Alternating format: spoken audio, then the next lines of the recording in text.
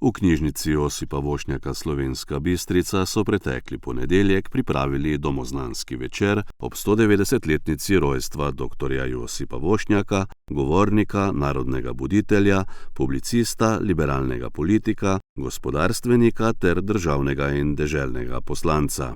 Predaval je dr. Miran Aplinc, kustos Muzeja usnjarstva na Slovenskem iz Šoštanja, ki je med drugim osvetlil politično vlogo Josipa Vošnjaka. Bil samo zdravnik, pisatelj, publicist, ampak tudi politik, izjemen politik, po katerem se bi lahko zgledovali tudi na našem času, ko imamo čas, ne bomo preveč grob pa strok in stan politikov, ki nastanejo, pa jih hitri več ni. No, to so bili politiki, ki niso delovali zaradi svojih osebnih koristi, svoj status so imeli zagotovljen in niso delali za svojih osebnih koristi. Saj sprva, kasneje se tudi tukaj začeli dogajati.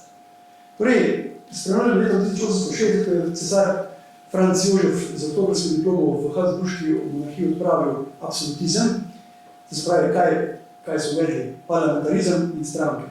O tem sem že prej nekaj povedal, je Vošnjak vstopil v politiko. Sprva še, kot sem že povedal, kot Slovenska narodna stran malo bolj nespretno in pa sramežljivo, kasneje pa z velikimi koraki.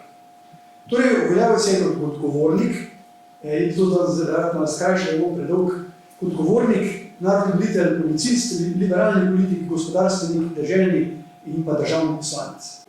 Da boste razumeli, to njegovo delovanje ni bilo osamljeno. Iz njegove družine je bil deželni in državni poslanec tudi brat Mihajl. Se pravi, da to bi bila izjemno pomembna družina za Slovence. Slovenska je bil ne samo eno Šoštanj, ne vem, rečemo Slovensko Bistrico, vi ga tudi dobro, potem plati poznate. No, bil je pa deželni poslanec tudi njegov bratranec Ivan Vošnjak, ki sem ga prej že enkrat omenil. In pa v naslednjih kolegih še Hans Vošnjak.